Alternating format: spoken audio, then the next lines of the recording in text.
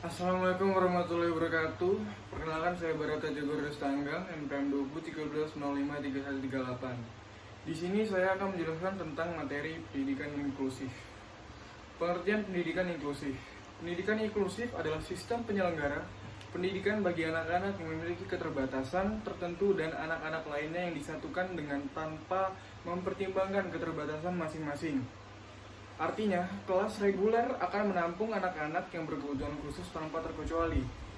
Sementara itu, Ilahi tahun 2013 halaman 24 menyatakan bahwa pendidikan inklusif didefinisikan sebagai sebuah konsep yang menampung semua anak yang berkebutuhan khusus ataupun anak yang memiliki kesulitan membaca dan menulis.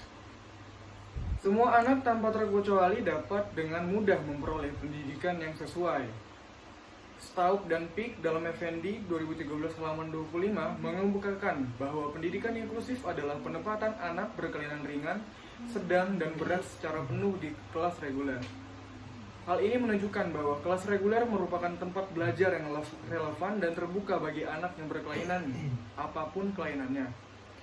Anak berkebutuhan khusus menurut Syamsul pada tahun 2010, anak berkebutuhan khusus atau ABK dapat diklasifikasikan menjadi yang pertama itu memiliki kelainan sensori seperti cacat penglihatan dan pendengaran, deviasi mental termasuk givet dan retardasi mental, kelainan komunikasi termasuk problem bahasa dan ucapan, ketidakmampuan belajar termasuk masalah belajar serius karena kelainan fisik, perilaku menyimpang atau gangguan emosional, cacat fisik, dan kesehatan. Berkaitan dengan klasifikasi ABK, Gardida pada tahun 2015 menyebutkan adanya beberapa kelompok ketunaan yang meliputi tunanetra, tunarungu atau tunawicara, tunagrahita, tunadaksa, tunalaras, anak gangguan belajar spesifik, anak lamban belajar atau slow learner, seorang anak cerdas istimewa dan bakat istimewa atau CB, dan anak autis atau autisme. Selain itu, berdasarkan penyebabnya, ABK dapat dikelompokkan menjadi dua, yaitu gangguan temporer dan permanen. Gangguan permanen berasal dari bawaan lahir atau genetik, sedangkan gangguan temporer terjadi akibat lingkungan, seperti bencana alam, kecelakaan, dan sebagainya. Tujuan pendidikan inklusi. Secara umum, tujuan pendidikan inklusi masih berpatokan pada Undang-Undang Nomor 20 Tahun 2003 mengenai Sidiknas Pasal 1 ayat 1, yakni pendidikan adalah usaha sadar dan secara terencana untuk mewujudkan suasana belajar dan proses pembelajaran agar peserta didik secara aktif mengembangkan potensi pribadinya untuk memiliki kekuatan spiritual, keagamaan, pengendalian diri, kepribadian, kecerdasan, akhlak mulia, dan keterampilan yang diperlakukan dirinya, masyarakat, bangsa, dan negara. Oleh karena itu, tujuan utama dari pendidikan inklusi adalah untuk memenuhi hak asasi manusia atas pendidikan. Anak berkebutuhan khusus juga memiliki hak yang sama dengan anak biasa.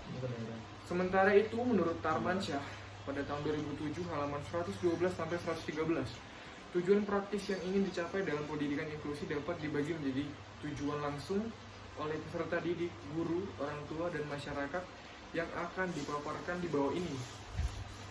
Tujuan peserta didik. Yang pertama, berkembangnya kepercayaan pada diri anak, merasa bangga pada diri sendiri atas prestasi yang diperolehnya. Yang kedua, siswa dapat belajar secara mandiri dengan mencoba memahami dan menerapkan pelajaran yang diperolehnya di sekolah ke dalam kehidupan sehari-hari. Yang ketiga, peserta didik mampu berinteraksi secara aktif bersama teman-temannya, guru, sekolah, dan masyarakat. Dan yang terakhir yaitu peserta didik dapat belajar untuk menerima adanya perbedaan dan mampu beradaptasi dalam mengatasi perbedaan tersebut. Tujuan guru.